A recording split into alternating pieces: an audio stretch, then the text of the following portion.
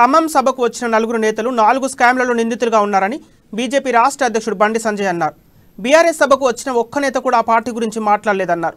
కేంద్రంలో వచ్చేది ఆప్ సర్కారేనని కేజ్రీవాల్ సభలో ప్రకటించారని, అలాంటప్పుడు కేసీఆర్ పెట్టిన బీఆర్ఎస్ కేంద్రంలో అధికారం ఎలా చేపడుతుందని ప్రశ్నించారు. కేసీఆర్ గురించి తెలిసే కర్ణాటక మాజీ సీఎం కుమారస్వామి, బీహార్ సీఎం నితీష్ కుమార్ సభకు హాజరు కాలేదని బండి సంజయ్ విమర్శించారు. జనం ఇండియా న్యూజిలాండ్ మ్యాచ్ తప్ప బీఆర్ఎస్ సభను పట్టించుకోలేదని పేర్కొన్నారు. మొత్తం ఉన్న సబ్సిడీ అన్ని పడేసావు. కరెంటు విషయం మాట్లాడినావు. నువ్వు తెలంగాణ రాష్ట్రంలో ఎక్కడన్నా ఏ గ్రామంలోనా 24 hours కరెంట్ ఇస్తావా?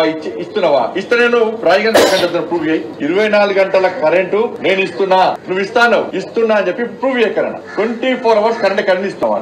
కరెంట్ ఎప్పుడు వస్తుందో ఎప్పుడు పోతుందో తెలియదు. మోటార్ కాడ ఫ్రీ ఇస్తున్నావు, మీ వ్యవసాయం కాడ పొలం కాడ ఫ్రీ ఇస్తున్నావు, ఇంటి కాడ రేట్లు వేస్తున్నావు. నువ్వు అసలు ఫ్రీ కరెంట్ ఎట్లా ఇస్తా అంటున్నావు? నువ్వు డిస్కౌంట్ పైసలు కట్టాలి. కడతలు డిస్కౌంట్ నాశనమే పరిస్థితి. ఇప్పటికే దాదాపు 50,000 కోట్ల నష్టాల్లో ఉంది. ప్రభుత్వం నుంచి వచ్చేటువంటి ప్రభుత్వ కార్యాలయం నుంచి వచ్చేటువంటి కనీసం బిల్ పేమెంట్స్ లో రాబోయే రోజుల్లో అంధకారమే పరిస్థితి.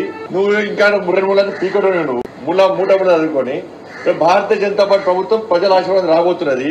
ఆ డిస్కౌంట్ లో కట్టాల్సిన పైసలు, నువ్వు బకాయి పడ్డ పైసలు మొత్తము భారతీయ జనతా పార్టీ ప్రభుత్వం కట్టాల్సి వస్తుంది. కానీ ఫ్రీ కరెంట్ మేము ఇష్టం అయితే నువ్వు ఇష్టం కాదు.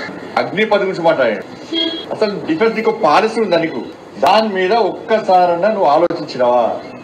ఇది స్వర్గీయ బిపిన్ రావత్ గారి యొక్క ఆలోచన అగ్నిపథ్ సంబంధించి. ఆయన కంటే పోటీ కాను నువ్వు. ఏం తెలుసు నీకు?